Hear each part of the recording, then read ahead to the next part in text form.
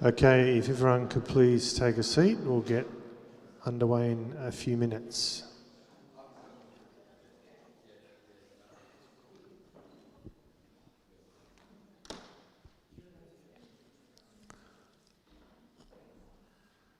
I declare the meeting open. Good evening, members and guests, and welcome to the July TLCC General Meeting of the Total Land Cruiser Club of Australia. I'm Andrew Boyd, the TLCC's President. On our right is our Club Treasurer, Mark Willock, and on my left is the Club Secretary, Colin Morby. If there are any new members here tonight, put up your hand. Welcome to the club.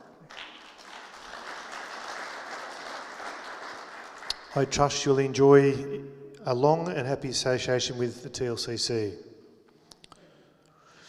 Dear members, the general meeting of the TLCC, we've changed the way, in a sense, we live stream it, so it's open to the public now, similar to what our meetings are. So should you be at home or whatever, and what we might do is put a little piece in the next TLCC news and or on the club's Facebook group. So you go to the YouTube channel page of the club, you'll find a link to the next meeting's live stream to watch the video stream.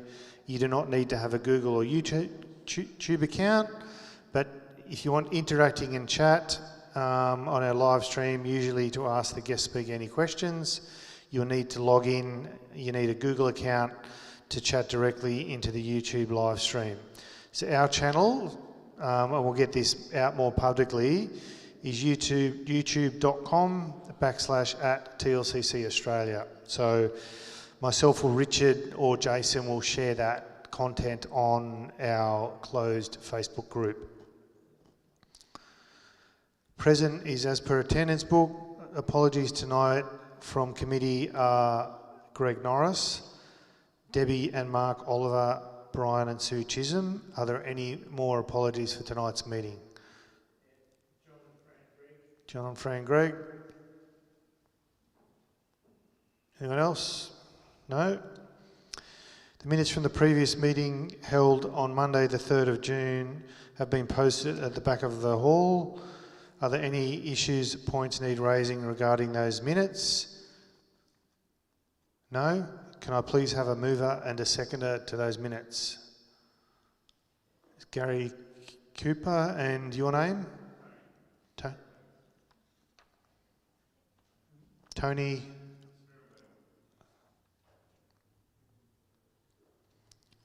Announcements by the President. On the June long weekend, due to extreme weather event, the committee made the decision to cancel the fireworks. Members are reminded that if a significant weather forecast or event, they should check the club's forms of communication, e.g. emails and Facebook, alternatively call a member of the committee whose phone numbers are listed in the TLCC news. The good news is that the event is rescheduled for the 24th of August at Coolandilee, and we're looking for volunteers to run that event. If you are in the hall tonight and you can help, you can either come and see one of the committee or come and see me, or email Debbie at social@tlcc.com.au.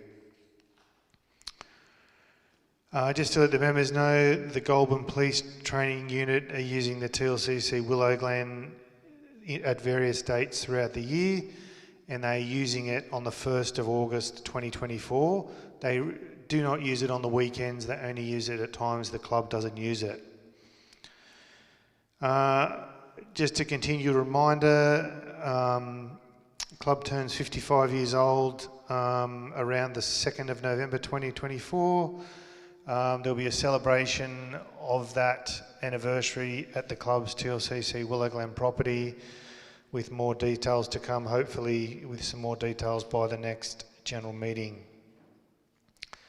Another significant event which is coming up is the Total Land Cruiser Clubs of Australia National Conference. So every sort of 2 to 3 years, TLCC clubs from around Australia get together and basically discuss all things we do regarding our clubs. We'll talk about things like insurance, driver training, trips, how we attract members, and as a sideline to that also, the hosting club will basically run trips. There'll be social activities. There's usually a rather large dinner. So this event will be in March 2025. There's around, I think, 10 interested sort of families at the moment. If you go to the trip section or see Peter's here tonight, Ian Moggs, the former trip coordinator, has basically coordinated the event. So these events are really well run, and especially when it's in and around the high country. Those of you who haven't been to the high country, it's a place that once you go, you'll keep going back. There's various fees obviously associated with the event, which include camping, food and stuff like that. And that's it for announcements from the President. I'll now cross over to Greg is an apology, but we have our guest speaker tonight, which is a long-time supporter of the club, heavily involved in the club's challenge when it was run, and also has been sponsoring the club's magazine for many years. And I'd just like to welcome David Carter from Club 4x4 Insurance.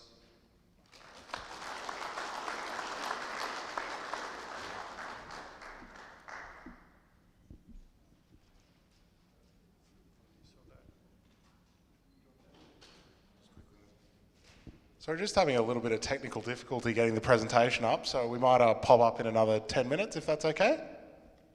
Thank you.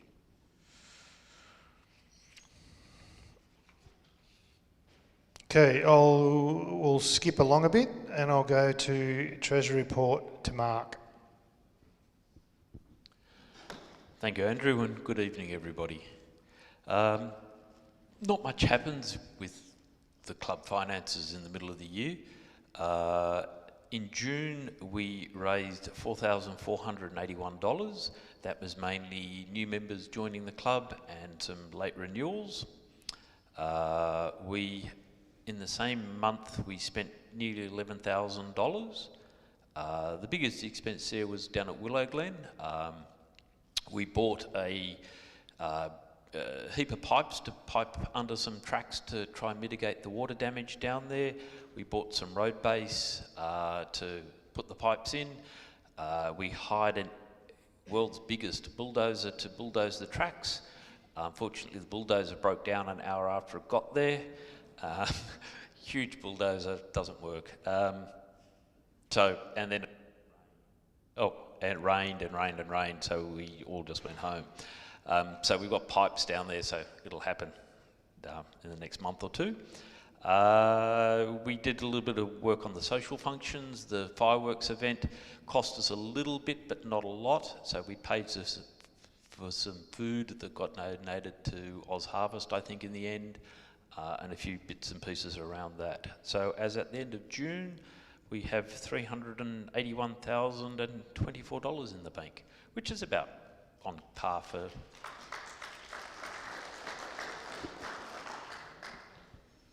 Thank you, Mark. Can I please have a mover and a seconder for the Treasury Report? Anthony Ross and Rob Alexander. Education, Gary.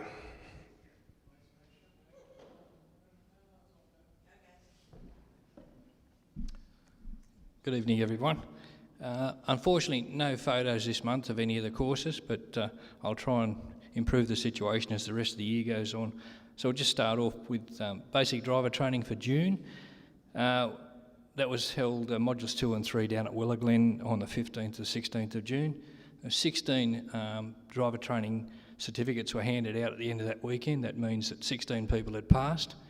And the feedback from those people was that it was a great course, and we get a lot of feedback like that about the driver training. Basic driver training for July. At this stage, when I wrote this report, we've got 17 booked in already for July, so that's probably full by now because it fills fairly Module 1 will be here at the church on the 9th of July. modules 2 and 3 will be held on the 13th and 14th of July at Willaglen. Advanced, that's in August. This course will be held on the 17th and 18th of August, and as usual, the numbers for that course are capped at 6.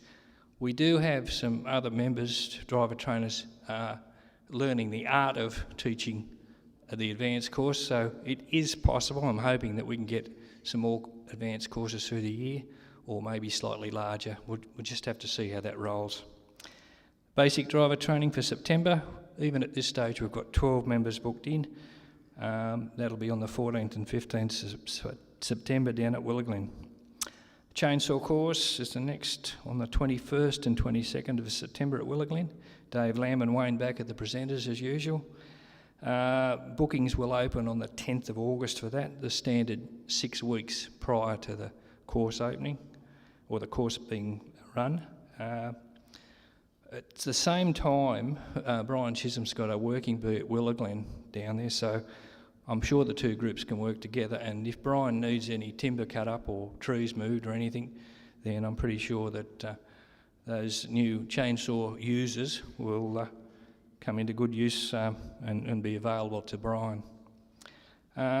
Trip Leaders course. Now, Gareth Davies ran a Trip Leaders course in March. That went very well, got a lot of positive feedback about it, and Gareth has generously offered to run a second course on the 28th and 29th of September. Bookings will open for that on the 17th of August.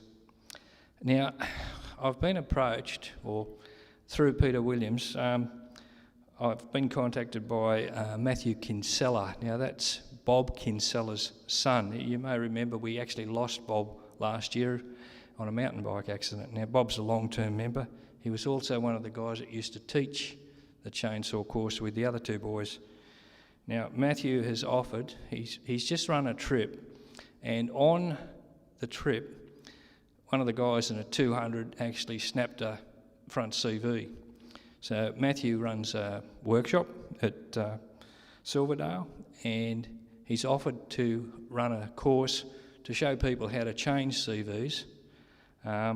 So I'm still working with him as far as dates and times, but it might be an interesting thing for people to know actually how to change a CV on the track.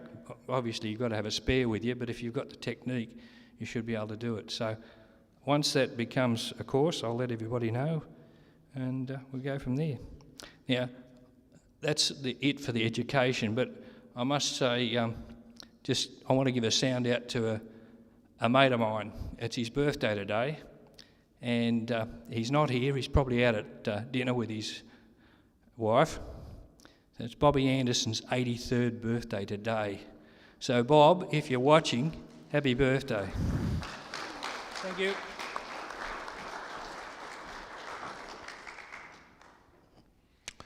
Thank you, Gary. Promotions, Jason.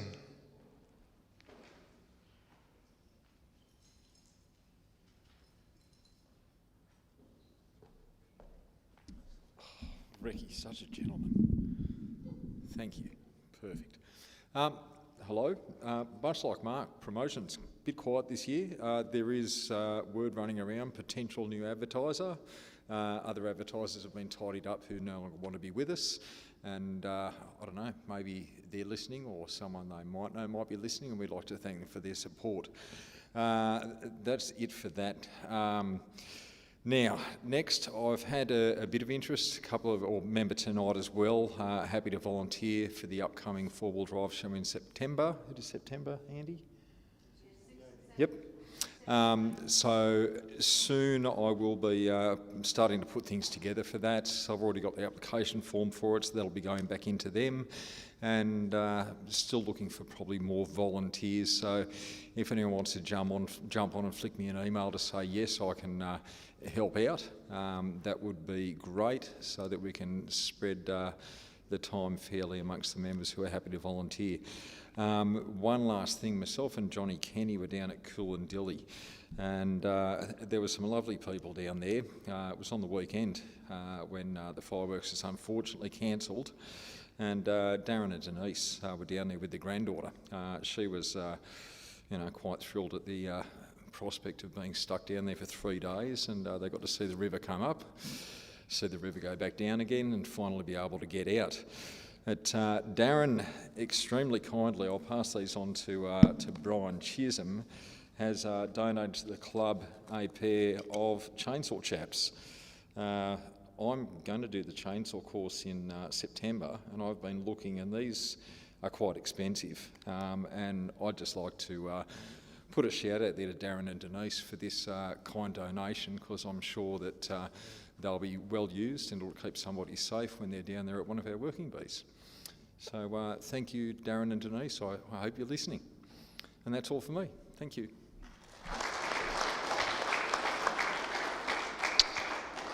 Thanks, Jason. And just on the show, if you volunteer, typically you also have time, because obviously the entry's free. We get a certain number of passes, and you actually have some time to look in and around the show as part of being there. But typically for our roster, so you'll have a good couple of hours to look in and around the show. What we might do is we might go now to Dave Carter from Club 4x4, so it fits in well as a part of promotions as well. So.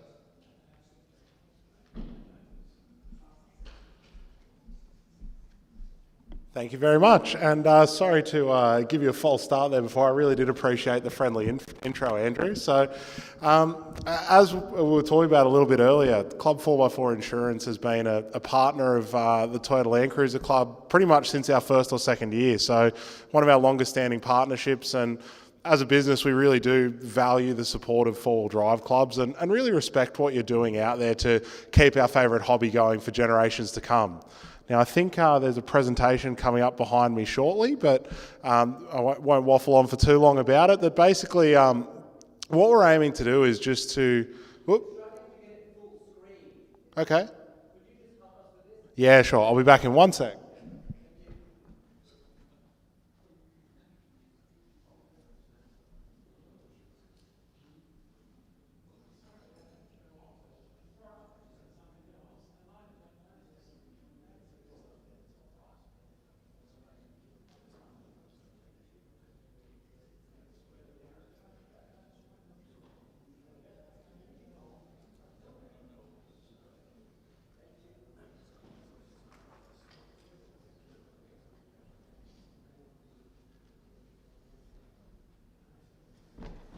Sorry about that. I know you run a pretty tight ship here with a pretty efficient meeting, so sorry for the unnecessary delay.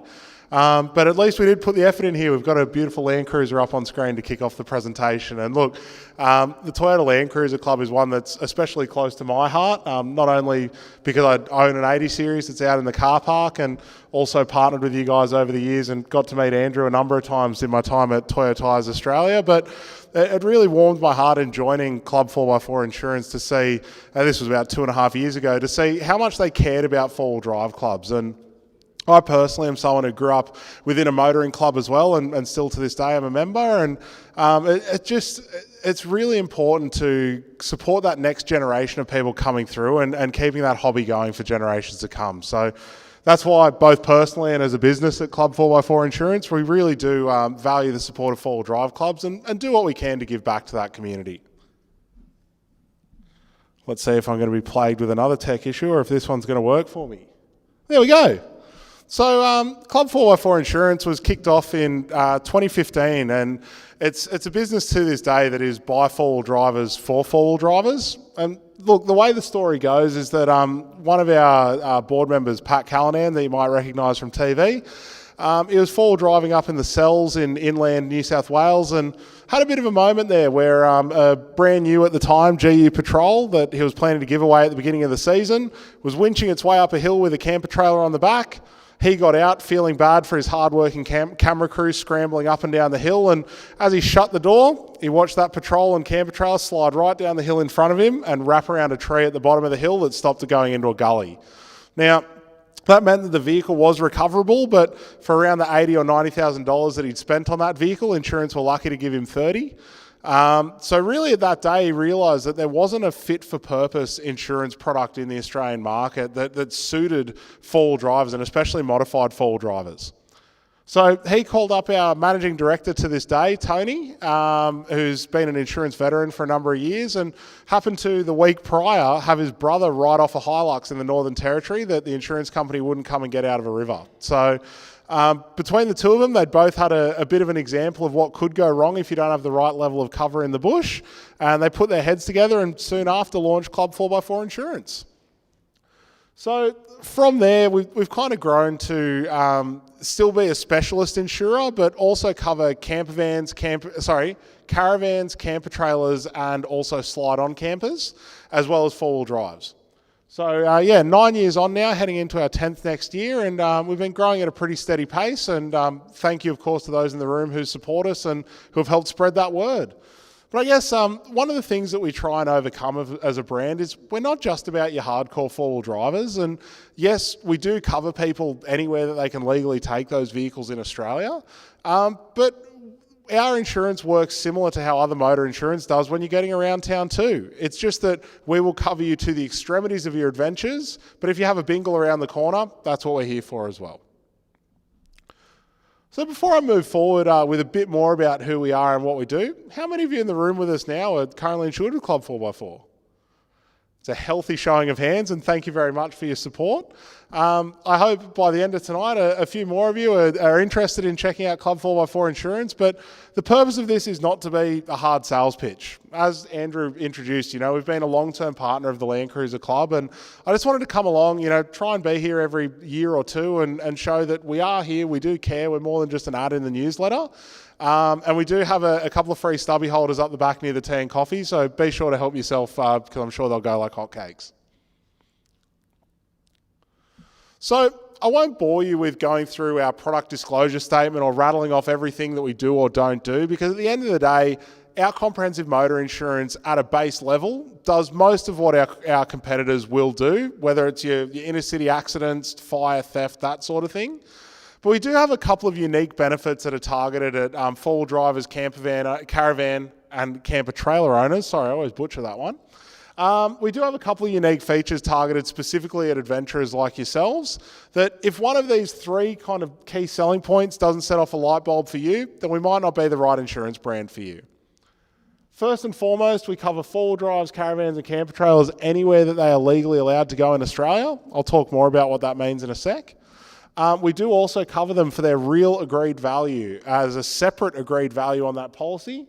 So that includes things like your gear, your modifications, but also your labour and installation costs.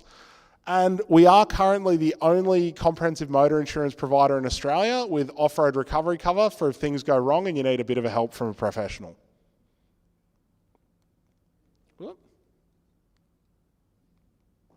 There we go. Now, a picture tells 1,000 words with this one, and when we say anywhere you can legally go in Australia, we really do mean it. Sometimes it can get a little bit difficult there about gazetted versus non-gazetted roads. Water crossings seem to be one that our competitors particularly shy away from. But even say, for example, beach four-wheel driving, where there are some places where you do need to go below the low tide mark if the tides are appropriate to get to the next place you need to go, or cross through a saltwater crossing. Whether it's a state forest, you're going to a four-wheel drive park that's private property, overlanding, even Indigenous land in the far north if you've got the right permit to be there and whether you need a local guide. We genuinely mean it. Anywhere that you can legally go in Australia in a four-wheel drive caravan or camper trailer, our insurance can cover those vehicles there. Now, we do say legally, we do need to kind of, at least put a bit of a qualifier there, but I often get asked questions on this, and it's not intended to be a cause for concern. So when we say legally allowed to be there, what we mean is that vehicle is out there doing the right thing. So we've all been four-wheel driving somewhere where it's a national park, then it's a state forest, and then you take a wrong turn and suddenly you're under a set of power lines that's probably Ausgrid land or something like that, right? Now, if something goes wrong on one of those tracks and you're not actively trespassing, you're not actively out there doing the right thing, we're not going to ask you for your exact GPS coordinates for any reason other than to recover the vehicle. And we're not looking at ways to say, well, you crossed that border or you crossed that fence there, we're backing out of the claim. That's not what we're about. And our claims assessors and our head of claims has a famous line that he goes by of, if it's grey, we pay. What he means by that is we're there to support our customers and to not get into those arguments that the insurance industry has been known for. So I guess that's a way of saying there that, if you are out there doing the right thing, you can have confidence that you're covered, whether it is a gazetted or a non-gazetted road, or it does involve some pretty tricky four-wheel driving. But where we draw the line in saying legally allowed to be there is to stop people doing the wrong thing that all of us get up in arms about anyway. Moving rocks out of the way on property that you're not meant to drive on, cutting chains to get into closed tracks, that sort of thing that I'm sure everyone in this room could agree is not only the wrong thing to do, but also what clubs like yours actively exist to do, of lobby government and keep these tracks open and in good condition. That's what we agree with too. So short of towing a caravan up a track that says no caravans allowed, there are very few places in Australia that if you're doing the right thing, we can't cover you.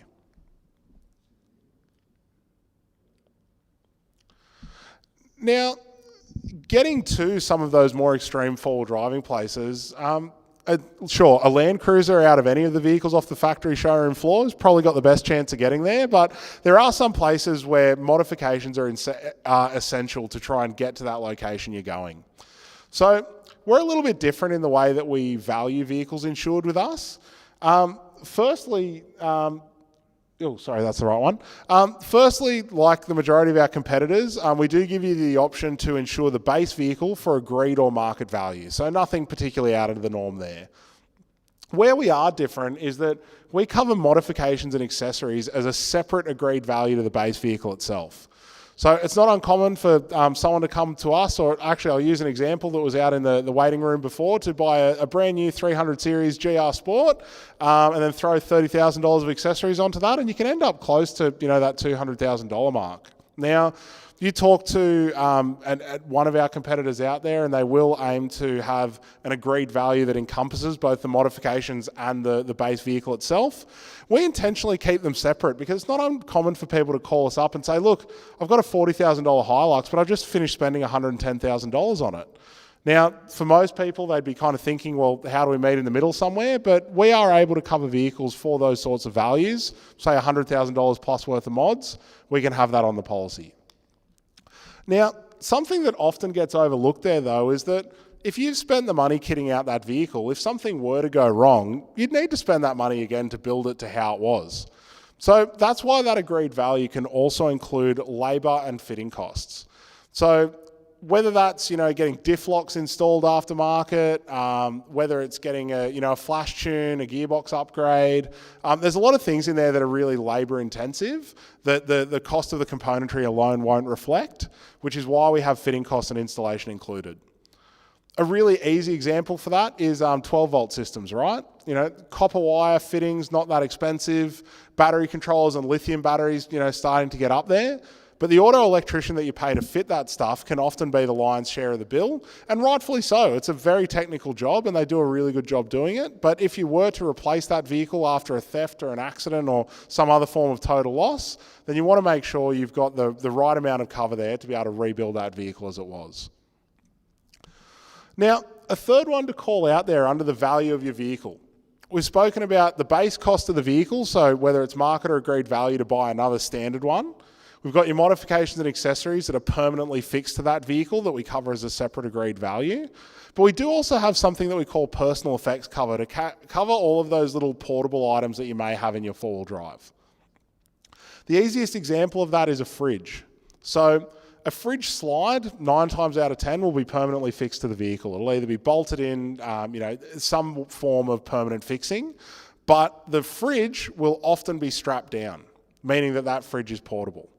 Now, we can cover both of those items. We cover the fridge slide as a modification accessory, including fitting and installation costs if someone fitted that for you. And then on the fridge, we cover that as what we call a personal effect. Now, that means that fridge is covered whether it's in the vehicle or away from the vehicle, anywhere in Australia, under the vehicle's motor insurance policy. So the reason we do this is portable gear is by that definition portable. You may take that fridge out to charge it overnight in the room in the caravan park. You may go on a trip with your mate who's taking their four-wheel driving caravan and you just want to take another fridge in there to have the gear. This extends to many other portable items like your fancy cookers, camp chairs, drones and camera equipment are becoming a bit more popular there. But basically the idea is that every one of our policies comes with a $2,000 amount in there for those portable items that you might just have hanging around the vehicle. But you can upgrade that to $5,000 or $10,000. And whatever your level of personal effects cover, we simply ask that for items over $1,000, you tell us specifically what they are. That means if you've got a really fancy angle fridge that's a couple of $1,000s, when it comes to, God forbid, the event of a claim, we can validate what that item is and the actual specific item, so we can make sure that you're replaced like for like. So between those three of those things, we really aim to value your four-wheel drive caravan or camper trailer for what it's worth, both the base vehicle, the modifications and accessories, and also the portable items that you carry within it. So you can take that vehicle wherever you're legally allowed to take it, and it's covered for what it would cost you to replace it. But what if something just goes wrong off-road? That's where our off-road recovery cover comes in, and we are the only insurance provider in Australia to offer it. So there's a little bit of confusion around this one sometimes. Say you have what we'd call an insurable event. Let's call it an accident doing a river crossing up in the Northern Territory, right? It's on us to go and recover that vehicle, whether you've had a really remote accident or if you've had a fender bender around the corner from here on your way home. That's a genuine insurance claim. That's an insurable event. It's on us to recover that vehicle. What off-road recovery cover exists for is non-insurable events. So think about, a gearbox failure, a wheel bearing failure. You have an engine failure. You kill a diff or a clutch or a torque converter. You shred all of your spare tyres, or you don't have the right equipment to change a spare tyre in the scenario you're in. Even you're just bogged up to the sills like that and you don't have the recovery equipment to get you out. Those are the sort of things that off-road recovery cover exists to give you a helping hand with. So that is to cover the cost of a professional recovery. And every one of our policies comes with $1,500 of off-road recovery cover. But if you are heading really remote, you can upgrade that to $15,000 or $30,000. Now, a question I'll often get asked is, how can I add and remove that additional off-road recovery cover? So say you have a big trip coming up and you go, gee, it's probably a good idea to get that off-road recovery cover on there. You can call us up at any time and upgrade to $15,000 or $30,000 with every policy automatically including $1,500. So you can upgrade that at any time, and all we ask is that it stays around until renewal. So what that means is that when your policy is up for renewal, you can choose whether you need that additional recovery cover again. The reason we do that is it's a bit of a pro rata calculation on your premium, and if we're turning it on, turning it off all the time, it's a lot of admin for you, it's a lot of admin for us. So yeah, you can add that any time on your policy, it just sticks around until renewal. And basically the way that off-road recovery cover works is you call a professional recovery agent, they come and get you out of trouble, you pay that invoice just to get going and on the road, not waiting around for us during business hours.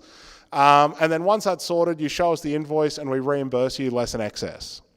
Now, to be really clear, it is a $200 excess on that $1,500 of off-road recovery cover. If you upgrade to the $15,000 or the $30,000, it's $200 plus 5% of the recovery cost. Now, the reason we do that is it's pretty rare that people claim on off-road recovery cover, but when they do, it's pretty expensive. So we like to scale that in a way that it scales with the recovery, which means we can keep our everyday premiums for all of our customers as sharp as possible. So really, 5% is better than 100%, and it's a way that we just make sure that everyone gets that level of cover, and those who need a bit more of a helping hand can get it. So those are kind of the top three things that we see value in our insurance policies that appeal to off-road adventurers like yourselves. But another thing that we are really proud of is that we are an Australian team. You know, there's nearly 100 of us now between our Maroochydore, Sydney and Melbourne offices. 70 odd of those are up in Maroochydore at our what we call our sales and service hub. So they'll be the people that you most likely speak to in the event of either taking out a policy or any sort of service. But when it is time for a claim, we do also have an office of about 20 people down in Melbourne that are, you know, it's quite an expert team there of claims assessors. So between them and a handful of us in Sydney, nearly 100 of us in Australia. And you will notice if you have had interactions with us, especially over the phone, we do try and be different to your traditional call centre. You know, we're not, driving our staff to answer as many calls as they possibly can during a day and get their call times as short as they possibly can. I'm sure you will have noticed that we do like a bit of a chat. You know, we're really there to understand what adventure means to you, what sort of assets you use to have those adventures, and then in what ways our insurance can support those adventures. So I do encourage encourage you, if you are calling up to have a chat with us, feel free to talk about your latest trip or about the latest things you've done on your vehicle, because our team truly do love to just understand what it is that adventure means to you and how we can cover that. Now, just to wrap up there, I really just want to highlight a couple of the ways that we try our best to support four-wheel drive clubs and members of them like yourselves. So, as one of our longest standing partnerships, you would have seen that a few of the offers on these slides have changed a bit over the years. And to give you the context on that, we, about 12 months ago, just took a holistic review of all of our promotions out in market, how our discounts worked, how our pricing structure worked. And really what came out of that is, in combination when we were giving away savings for driver training, for our multi-vehicle discount, and also some generous discounts to four-wheel drive clubs and some other promotions, we were giving away quite a large chunk of our margin there that wasn't sustainable. What we chose to do was remove the majority of our discounts from market, but one thing we fought for and held on to was that four-wheel drive clubs retain their level of discount. Now, one of the other things to fall out of that was that driver training was something that was well received to get a saving from our customers, but also four-wheel drive club members were specifically the ones that were really doing a lot of training and potentially not being recognised for that level of training.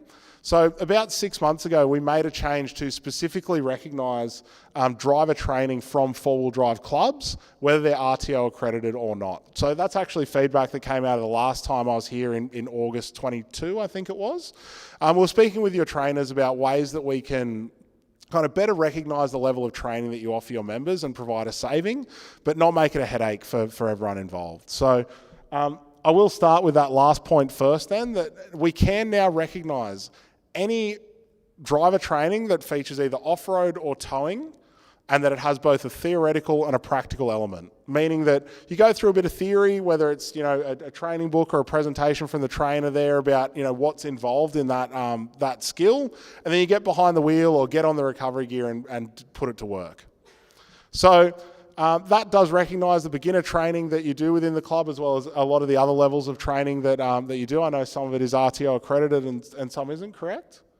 Yeah, so I know that there's quite a lot of training courses in there, but from our perspective, as long as you do the beginner training that you need to do to get out there and be safe on trips, we can offer you a saving on your policy there. And for anyone who has a policy that may have gone under the previous structure, your discount will remain for life of policy. So there's no need to change that. But if you have completed driver training and you're either an existing customer or a new customer and you're not sure if you've got that saving, please do call us up and ask about it, because this isn't just a new sales drive. I really do want to make sure that people in this room who are eligible for those savings are getting them. So we've got our driver training saving for four-wheel drive or towing training. We've got our 10% discount for multiple vehicles insured with us. But you do also get a 5% member discount using the code TLCC NSW1. I have sent that around to Andrew and Greg, and there'll be ways to get that code and a copy of that presentation. But if you're not sure, just calling up and saying I'm a member of the Toyota Land Cruiser Club of New South Wales, we'll be able to look that up for you and apply that discount. So really they are combined savings that stack on top of each other. It's not an either or. So you can get a saving for your driver training and a 10% discount for multiple vehicles insured with us and a 5% discount for being a member of the Land Cruiser Club with that code on the screen there. So I just wanted to walk through a little bit about our history, being around for nearly 10 years now and partnered with your club for a number of those. What it is that we specialise in, which is covering vehicles anywhere they can legally go in Australia for what they're really worth, with off-road recovery cover if they get stuck. Highlight that we are a proudly Australian team and that we do have offers here for your members to kind of support you and also support your new member drives in showing value to new members. But I do find that this presentation normally musters up a couple of curly questions about insurance. I think there's still a little bit of general business left to go in the meeting, so unless anyone has a particularly pressing question, I might just hang around and we can have that discussion at the end. But by all means, I might have time for one or two. Yeah, if anyone's got a question.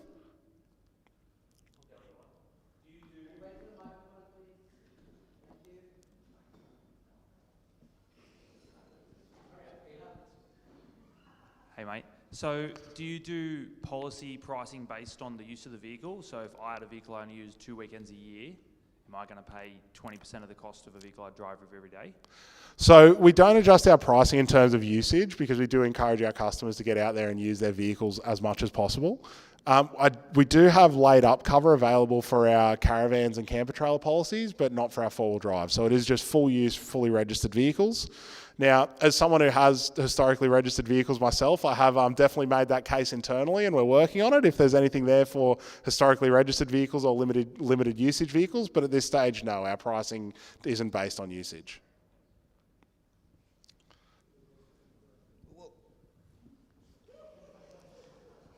Thank you.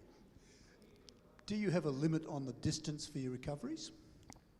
For off-road recovery cover, no, it is just a dollar amount limit.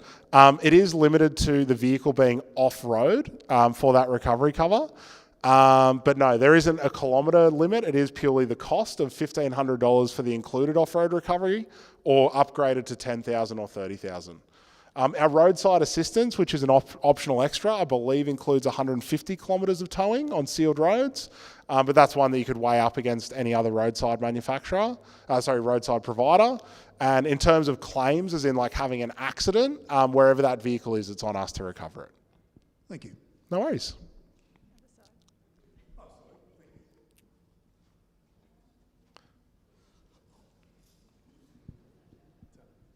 On the portable items, does that include something like a camera? Yes, we can cover those. There are some electronics that are excluded, which is like gaming equipment and phones, but we can cover cameras. Now, just as a reminder, all we ask there is that any individual items that are worth over $1,000 each, we just ask you to list them specifically on the policy, but that's something we can walk through with you in a quote of portable items versus permanently fixed items. I'm right at the back, Richard here. I was with Virgin Insurance and I realized a little bit too late that I wasn't insured. So I gave you guys a call and my life changed. I must say it was incredibly positive. It was a nice team. What you just said today is exactly how I felt. A nice bunch of people who were interested in me and what I was doing. The price of the premium of the was almost $1,000 less than Virgin Insurance. So wow. I was very, very happy with that. And I've been with you guys for 2 years and thank you. Oh, thank you for the kind words, Richard. And yeah, we do aim to be as competitive as we can with our pricing. So yeah, definitely encourage you to weigh up apples for apples. And if something doesn't look right, feel free to have a chat to us about it. I've got something to say on it too, if you don't mind. Sure. Everybody probably knows Ken Ryan and that he fell off the side of a mountain up in the Barringtons. And what I'd like to say about that is your guys organised a recovery team and they came in and recovered the vehicle, which I thought was going to be written off because of the damage that would incur as it was recovered. And the team that was sent up were the best team you could imagine and recovered the vehicle without any more vehicle damage happening to the vehicle. Fantastic. Yeah. Sounds like it was a pretty traumatic event, but that's what insurance exists for, right? Is to try and get you out of trouble. And look, we try our very best there. And the crew, the recovery agents that we use for a lot of this stuff, they're pretty well versed because we're the ones sending them out there to those really remote locations when a lot of other people go, how am I going to drag this out to the main road and then come up with a story for insurance? So those are the sorts of things that we love to hear, and we really do love to help adventurers off-road. And I think there was one more here, and then I'll give back to general business. I was just curious about whether the cars had to be either engineered or legal. One of the issues of a fully laden Land Cruiser is she can be a heavy girl. Does that cause a problem? Look, I know where that question's going, and we've actually published an article specifically on this because we try and front up to any concerns that four-wheel drivers may have. And the simple fact of it is, while we encourage our customers to modify their vehicles safely and legally, we aren't a registry and we aren't the police. So as long as that vehicle is registered, whether or not those modifications are legal does not come into our calculation of the sum insured. And as an insurer, we'd actually prefer you to tell us about all the different modifications on that vehicle so we can ensure that the full value of what you've spent on it is covered. Now, when that comes to a claims time, right? The way we kind of attacked it in this article, and that it is the line that we stand on, is whether or not those illegal modifications were contributory to the claim. Now, what I mean by that is, say someone's got an 80 series jacked up on 37s and they're sitting at a set of lights and someone rear ends them. That vehicle being on an illegally large tyre with 6 inches of lift under it and, you know, well outside of engineering parameters, has nothing to do with that vehicle getting hit by a third party. So it's not on us to, you know, try and do anything with that claim. That vehicle is doing the right thing. Now, if those roles were reversed and that vehicle failed to stop because it had too large of a tyre and it did not have the brake upgrade it needed, or maybe it rolled over because it was lifted a bit too high and a bit too top heavy, now that's when we'll have a conversation. But again, it's not a flat out decline. It's us discussing how those illegal modifications and the choices of that driver contributed to the claim. But yeah, it's through the quote experience and covering it for, say, theft and damage and that sort of thing. We would actually rather know about those. And I say that hand on heart as someone who has modified vehicles as well, that, you know, I've been through that experience before. You know, you're on the phone and you're kind of rattling off the mods list in your head, but then trying to work out which ones you mention and don't mention. We are not in the business of holding that against customers in a claims experience. The reason we ask about modifications in detail is to make sure what you've spent is covered. And in the event of a claim, as long as those, say, we're calling them what they are, illegal modifications, were not contributory to the accident, no worries. If you got that vehicle engineered and did it all the right way, not only good on you, but we can cover the cost of that engineering. We went through this with a customer who had I think it was a chassis extension and a 6-wheeler setup, where we were able to cover things like the swerve testing and the brake test and all that sort of stuff that would have to be done. Because at the end of the day, to re-register that vehicle, they'd have to jump through all those hoops again and spend all that money again.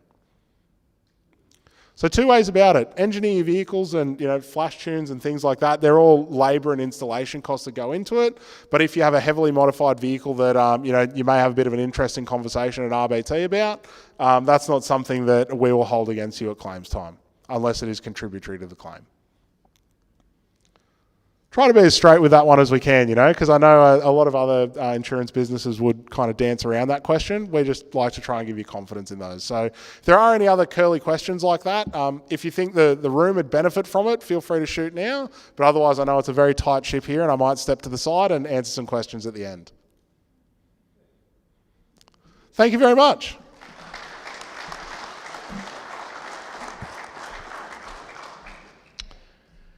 Thanks, Dave, and I just reiterate thanks to Club 4x4 for the continued support of the club. And Dave will be around at the end of the meeting if you've got any of those tricky questions or whatever. I'm sure he'll be happy to help. But personally, I've used Club 4x4, I think now for probably since their inception, for 2 vehicles on the one policy, and I don't think you can beat their pricing personally. So, yep. Social Director's Report. Debbie's an apology. The only really thing I wanted to mention, Debbie wanted to mention, was the fireworks. If you're going to the fireworks, I just encourage you to book, because for catering purposes and that, we just need to know how many people are going. Hopefully we get some fantastic weather. As Mark suggested, we only lost some perishables for that event, which we donated to charity, which was great. And obviously watch out for the other social events throughout the year, which is Halloween and also the kids' Christmas party and the adults' Christmas party, and also obviously the club's 55th anniversary.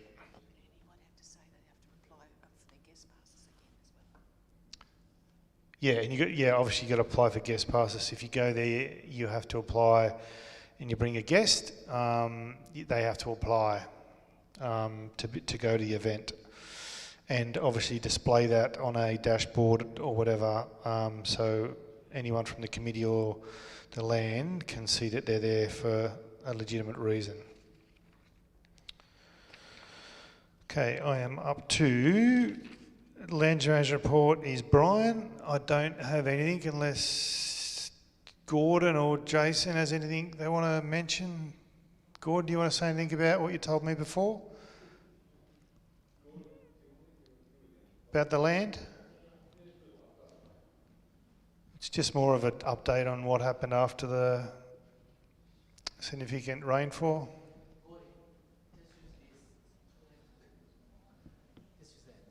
Switch on. Good evening, everybody. Coolangatta, we had a big flood on the night of the fireworks. It was due to it wiped all the bonfire out and wiped all the bunting out, and did quite a bit of damage around the pump station where we do pump the water from. And tore all the pipes out of the river, and it's left about probably 100 tonne of trees sitting on top of the area where the pump goes. Halls Creek took a bit of a battering. It widened out Halls Creek probably by about a metre or a metre and a half wider, and dumped all the gravel and sand and everything in the bottom of Halls Creek. Now there's a clearance of probably 500 or 600 mils between the bottom of Halls Creek now and the bridge, the walking bridge.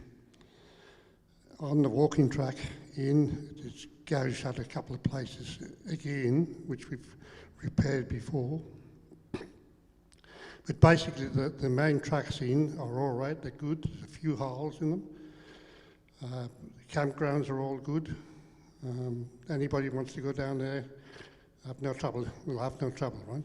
So, on a whole, it's basically around the pumping station where we do the pumping from, and the Halls Creek. It is also taken the bank at Halls Creek where the bridge is, it's taken right back to the foundations. The foundations are exposed now. So we'll have to do some shoring up there, so it doesn't go any further.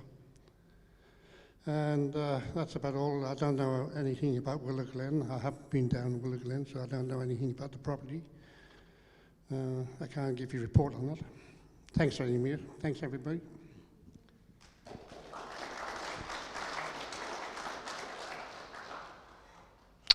Thanks, Gordon. Membership, Alan.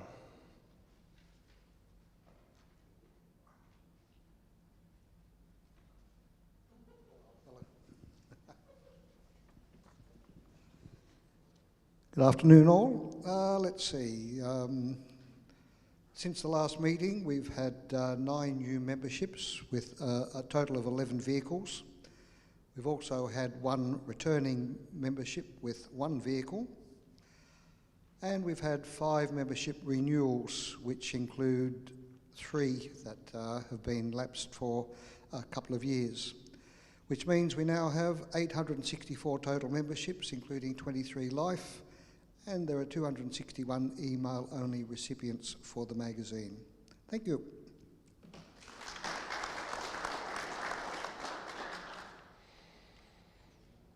Thanks, Alan. For Drive Activities Coordinator, Peter.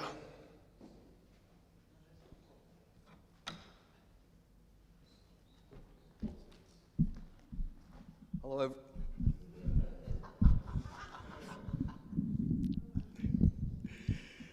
Hello, everybody. It's been a great month because we've had 4 trips. A couple of people that ran those trips are here tonight, and we'll call on them a little later. And if I can get my notes to turn around.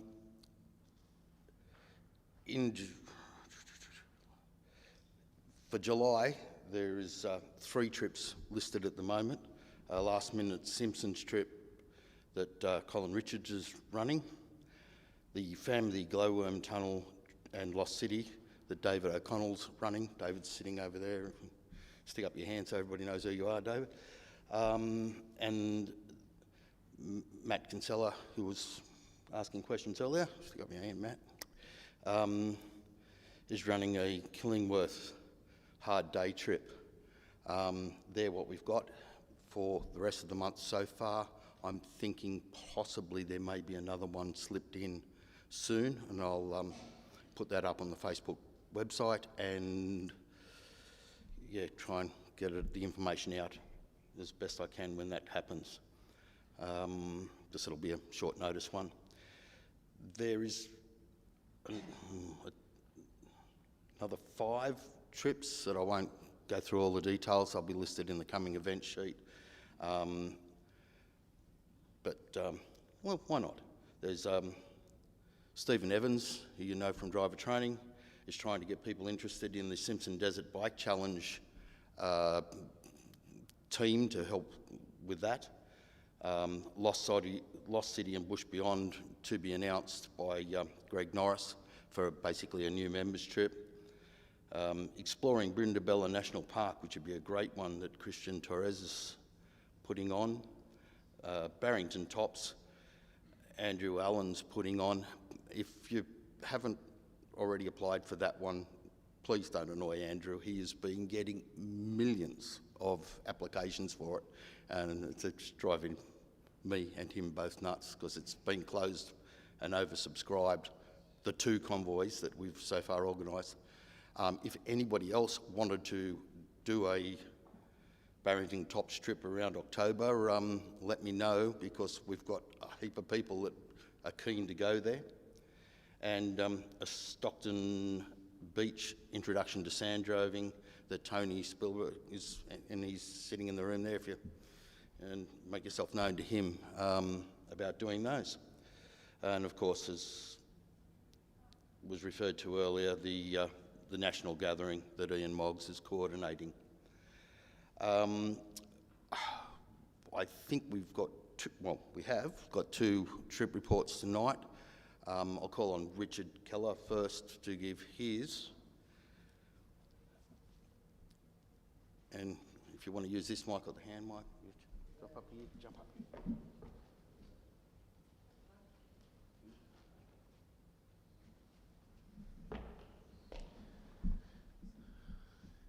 Right, thanks, Peter.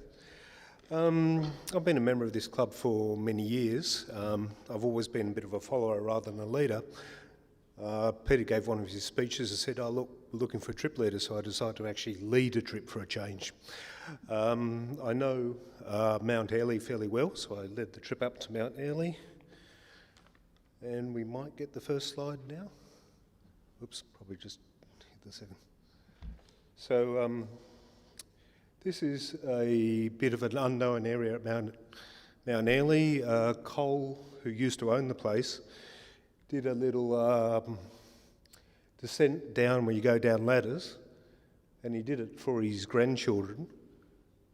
And as you go down, you'll find a whole lot of hidden elves, dwarfs, fairies up against there. We've noticed over the years that a lot of the dwarves and that are being stolen, so it's starting to get out there and known about. But yeah, a little bit of a nice find for the little kids. As I mentioned, Cole used to mine the area up there, so there's a few bits of old mining equipment up there.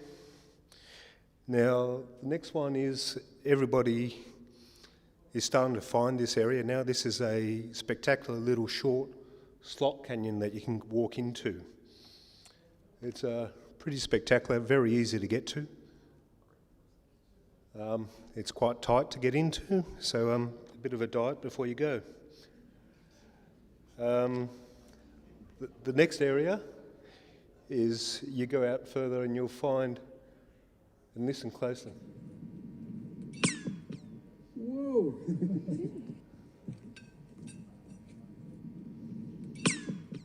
Whoa! And, oops, went a bit further. Okay. And now this is the area where everybody knows. It's called the Grotto. A nice little walk to get in there. It's just a little spectacular thing. Gone too forward. Just nice to go in and see. Then I advertised the trip as being a fairly easy trip, but being forward drivers, they encouraged me to go where I said we won't be able to make it. I was absolutely right. Stephen gave this a red hot go. Really did well to get to where he got to, but then we had to winch him. I'm only going to play the first 10 seconds because I was in charge of the recovery. Hold there. Winch. Are you going forwards or backwards? So what happened, he's got a 12,000-pound winch. The 12,000-pound winch actually winches him when he's going in reverse up the hill. So he did well. Now we had to direct him back down again. This is what stopped the whole group from going forwards.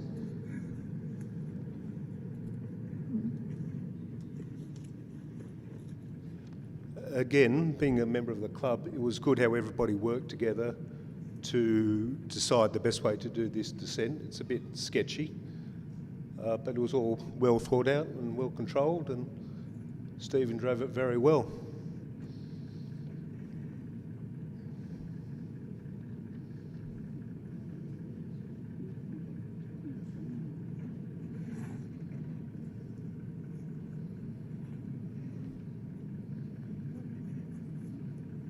I'm probably not doing the exact directions that you learnt on the training, but you know, Steve and I communicated so we knew what we were doing.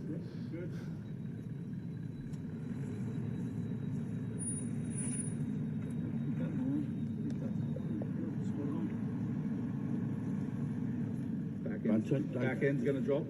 Don't turn it too quick. Listen.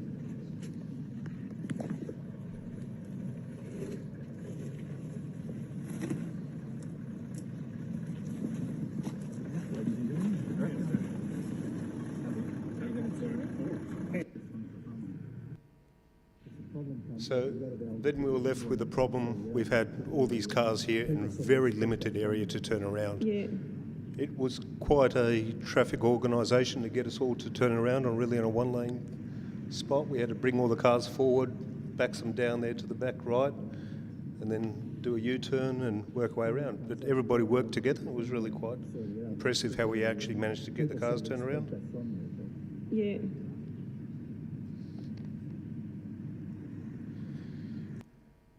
And on the final day, I took them out to see all the old ruins out at Mount Airlie, the old mining cottages.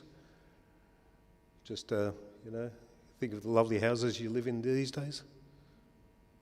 Some mine are actually walled in a cave, and he lived under there. That's a bit of a unknown one that you can find. Just in there. And then the final thing is just a little bit of driving around there. The beauty about this club is you've got an excellent driver training team, and you all do your excellent basic driver training. So I had no trouble about taking club members out there to enjoy it. It looks sketchy, but you know, with the right tyre pressure, it's quite enjoyable.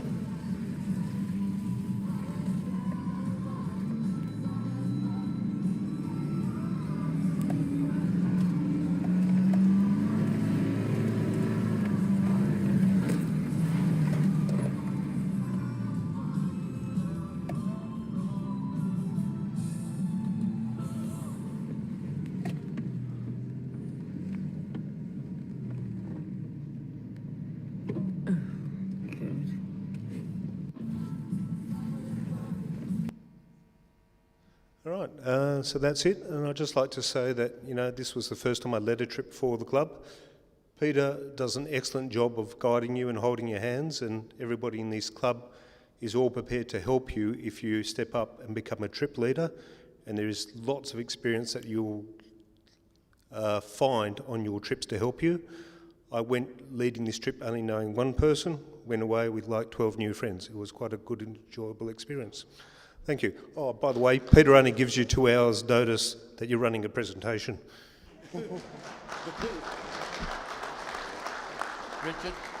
Richard really stepped up tonight to do this because I thought somebody else was going to be here, and thank you very much for that.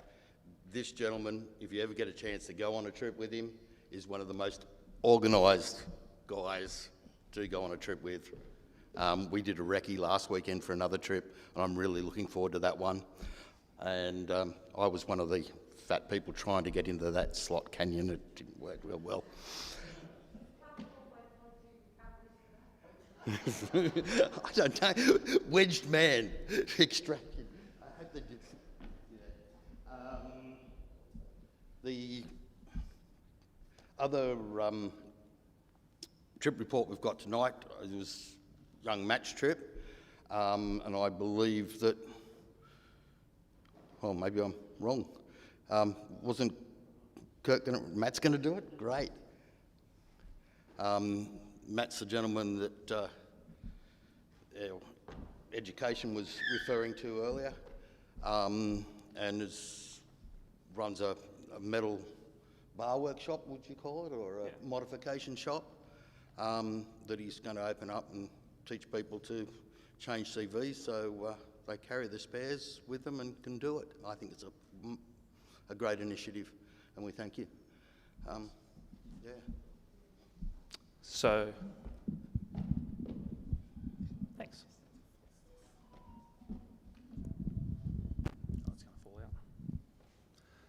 Hey everybody, so like the other guy just said, I didn't get any notice about doing this, so I don't even have any photos to show.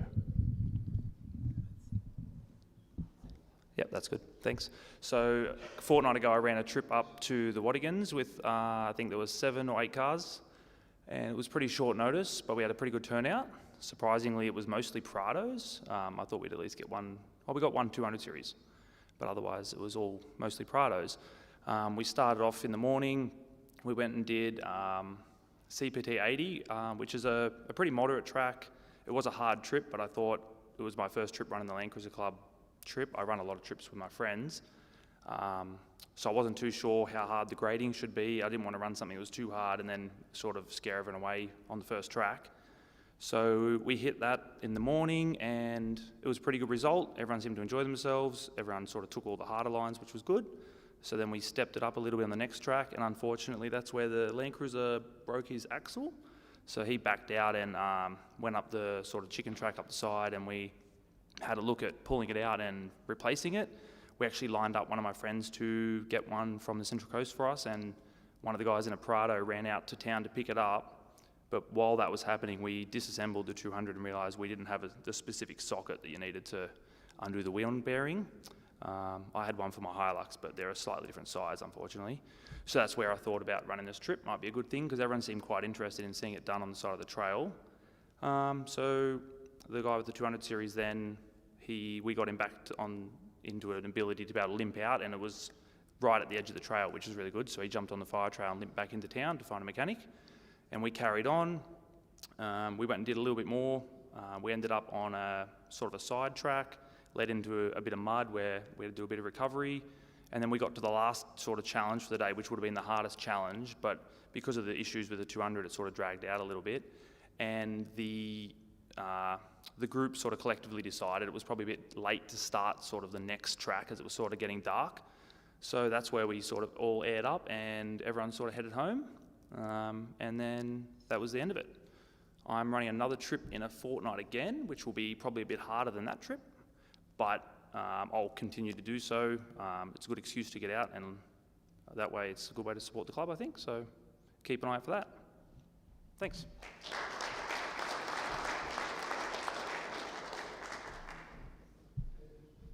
I got to apologise and given these guys a short notice and that. So the trip leaders for the next month, be warned, next month, be prepared to do this, or have one of the people on the trip volunteer them to do this for you. The other thing that Greg Norris probably showed you last month at the meeting was the drifter rubbish bags that we're going to start now that we've got them, and I've got them, giving to the trip leaders so that they can organise to do a bit of a clean up on the way. If you're running a trip, please get in touch with me and we'll try and get these into your hands so that the bush can get cleaner with our trips going out there.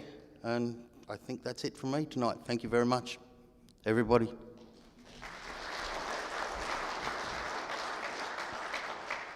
Thanks, Peter, and thanks to those who did trip reports. It's really great to see the momentum that's happening in the trip space in the club, and I'm sure that will continue to grow. So thanks, Pete. General business from the members. Mark? Cole? Gary? Elkie? Yeah, just one sec. Peter? Alan? Jason? Okay, I'll go to Elkie now from the members, yeah?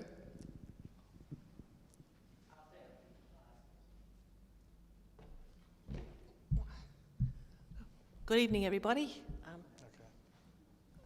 Right. Now, some while ago, the club had some tyre covers manufactured, and there was a bit of a whoopsie somewhere in the manufacturing process, and the tyre covers didn't end up quite the size that they should have been. So the club has decided to donate them to the members. That is free. So they are a 2-4, well, they'll fit a 245 by 17 and 16-inch tyre. And we have them in black. And we have them in white. So fit probably a caravan tyre, trailer tyre, 40 series. Anyone else? No? No? Okay, so I have a quantity with us tonight, so if you want one, come and get them. Thank you.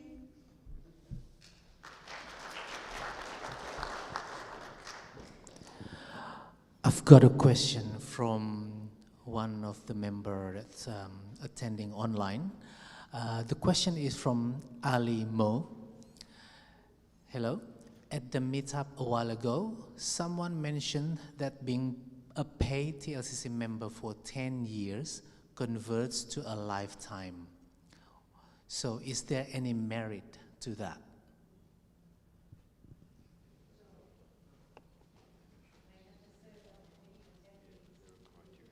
There's a criteria for live membership, and that criteria is listed actually on the club's website.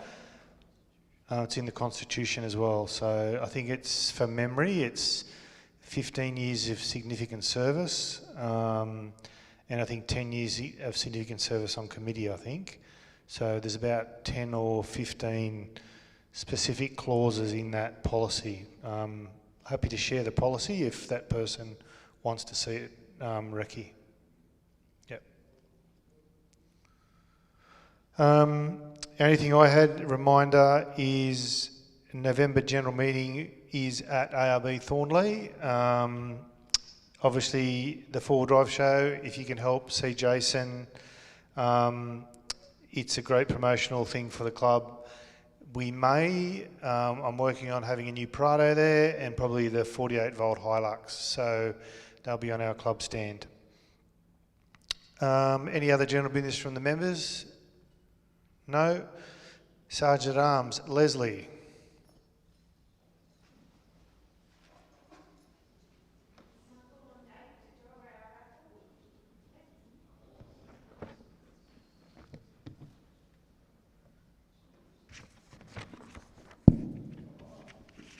Thank you, Dave.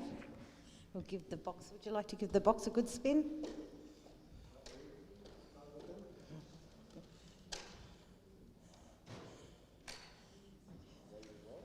Yep. Well, we do. First ticket is green F28. Congratulations, Peter. Do you want to choose another one? Thanks, Dave. We'll get a picture of Peter with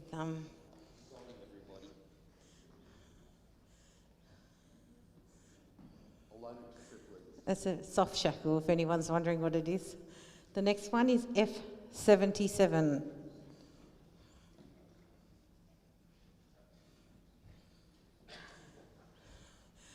Oh, Ricky!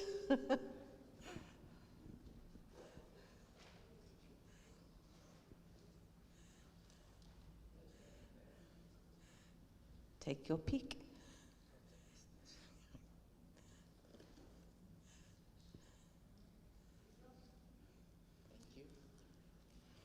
Next one is F64.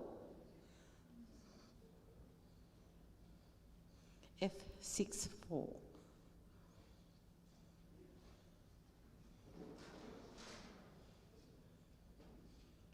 Decent start, surely, so there's a winner in there somewhere.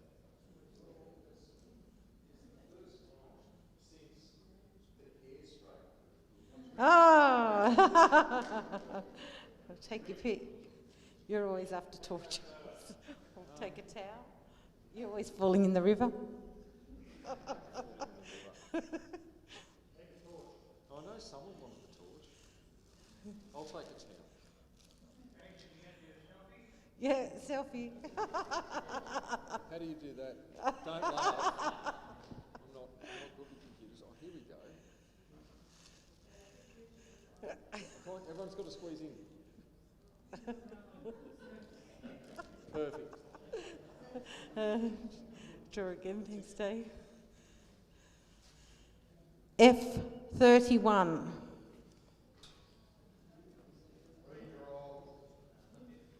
Redraw?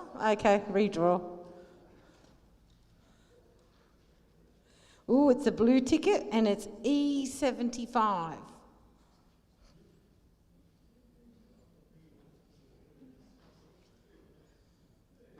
Oh, congratulations.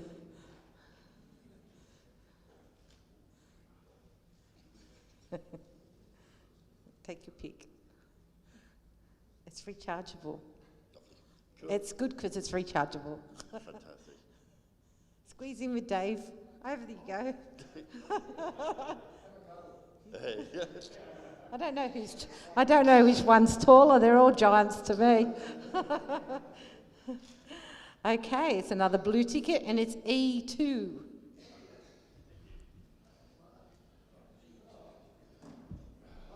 Mark,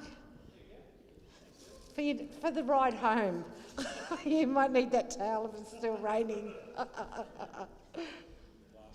Last but lucky last is E number 7. And it's a blue ticket. Congratulations. Why are these men all so tall?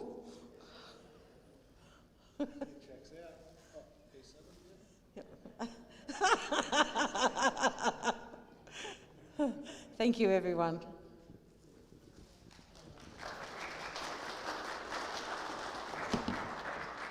Thanks, Leslie, and also thanks to Club 4x4 for donating some of those raffle prizes. Before I close, I'd just like to welcome back to the meeting. He's been quite unwell, so I'd just like to welcome Ken Duffy. Good to see you back on your feet. So, welcome back to the meeting. And I declare the meeting closed. The next meeting will be Monday, the 5th of August at 8 p.m. at this location. Have a safe trip home.